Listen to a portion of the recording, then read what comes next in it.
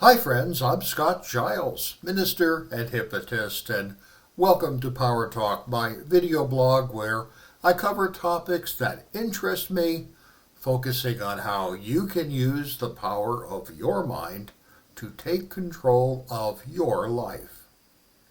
If you want to know more about my professional work or sign up for my free e-newsletter, Power Lines, check out my website, which I'll tag in the description. Well, today I want to talk about being gentle with yourself, not holding yourself accountable to do everything perfectly, to cut yourself some slack and be willing to let the less important stuff slide a bit so you can get the really important stuff done. You will actually find that the most highly successful people are doing something of the sort. Now, all of us are born wanting to please the giants in our world, which for most of us would be our parents. We are biologically programmed with a process called imprinting to mimic what the big people are doing in our world as we grow up.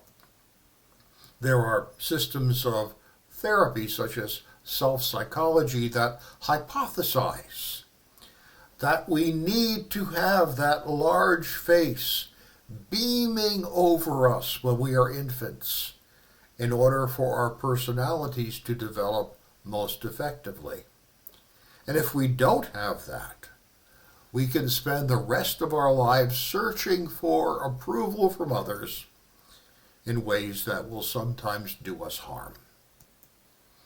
Now, I suspect the reason why gang culture is so strong in urban areas is that the family unit has largely fallen apart in those areas, and the gang becomes kind of a pseudo-family.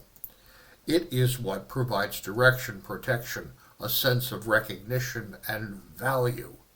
And that's big stuff, and that's why gang culture is so resilient. It stems from this imprinting process. We can't get it from our family of origin, from our parents. We'll look for some other place to get it. Yet, if you look at a lot of the popular self-help literature, you'll see something that troubles me. It's a drive for perfectionism. You've got to be all in. You've got to bring your A game. No excuses.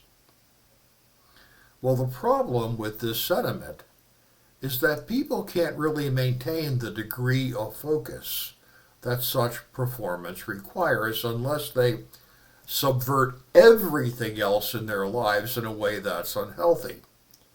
And that may be why when you look at the private lives of hyper-performing people, you usually find that their private lives are a disaster. If you spend all your time burning high-octane fuel and neglect everything in your life and relationships except for that laser-like focus on performance, you can expect your family and relationships to fall apart. You can expect all manner of health problems. You will find people using drugs to boost performance, leading to an addictive lifestyle. That subtracts everything good from our time here on the earth. Well, author Lena Norms has written a fun book titled Half-Arsed Human: How to Live Better Without Burning Out. And she uses the British spelling of arse and the pronunciation as well. I'm using that in the title of this video too because I don't want the YouTube police to flag it. But here in the United States, we call doing things half-assed, meaning we don't give them the highest priority. But what she is writing about is a willingness to do things in a half-assed way. That is, you do them, but you don't strive for perfection. You don't try to bring your A game all the time. She comments that in the United Kingdom, authorities report that 9 out of 10 adults experience high levels of stress or burnout. Wow. Well, years ago, I developed a joke about this. I would say, well, I used to be a perfectionist, but I found I kept falling short of perfection, so I modified the goal. I now try to be imperfect, and I'm much more successful at that. Ask anyone. They'll tell you how imperfect I am. Well, that is a joke, but there's substance there.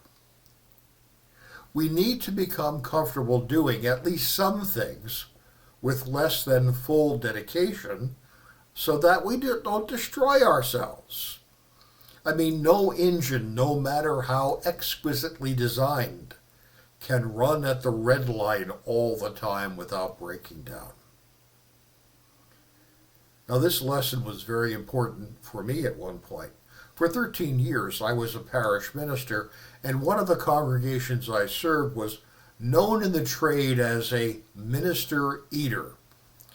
That is, the congregation had developed a culture where nothing the minister did would ever be good enough. Even if attendance was high, giving records, the church running efficiently, you would never hear a word of praise, only complaints and snide comments about what else you might do. Well, reading the literature of time management, I came upon something called the Pareto principle, developed by management consultant Joseph Juran in 1941. It's also sometimes known as the 80-20 rule.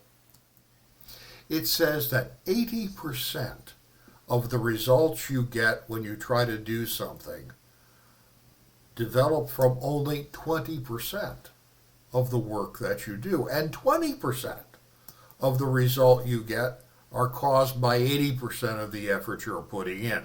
And there's sound research to back this up. What that means is that 80% of the results I was getting in the congregation I served actually resulted from only 20% of my time and effort. If I could just focus on that 20%, I'd basically get the results I wanted without destroying myself in the process. I actually put an index card under the glass on my desk. The card said, "Done is good." I didn't need to try to do everything perfectly. Just getting stuff done was good enough. And so I'd focus on that really important 20%. Everything else could be half-assed, and it really wouldn't matter. Well, it worked.